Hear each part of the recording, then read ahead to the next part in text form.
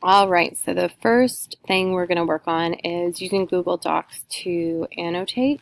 I like to use this with students both individually, but I also like to invite my entire class to work on a document kind of live within a class period so that they can see a variety of compiled annotations in response to different literature.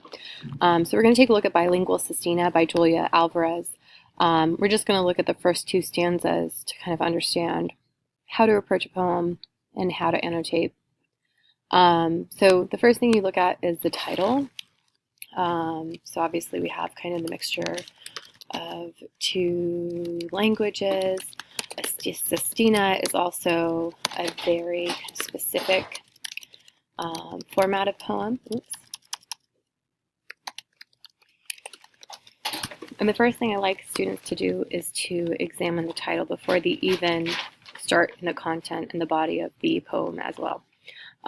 So let's take a look at some things I have to say and getting said. And in this line, I like them to make note of the fact that we have the pronoun I indicates personal and confessional poem. We have this kind of interesting use of language to say ain't getting said, kind of a colloquial English here.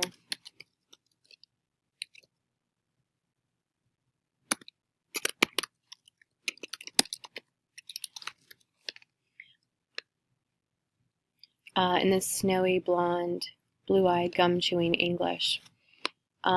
This is kind of an interesting comment. It is, on one hand, to a certain extent, stereotyping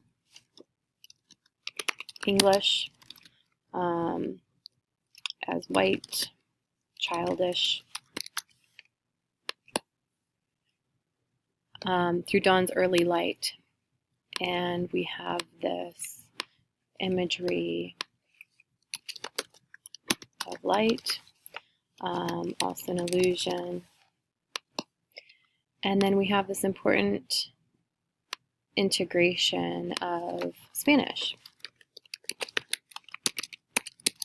So we get that bilingual element within the poem. The Night Before by Dark-Skinned Girls Who Words Evoke Cama, Aposentos, Sueños, y Nombres. And we have kind of this juxtaposition of light and dark here.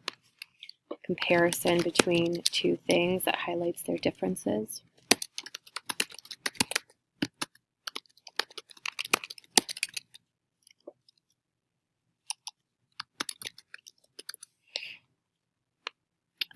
And then this is a very important idea too, from the first world that I can't translate from Spanish. This idea that language is incommunicable, which is actually kind of an important theme within the poem.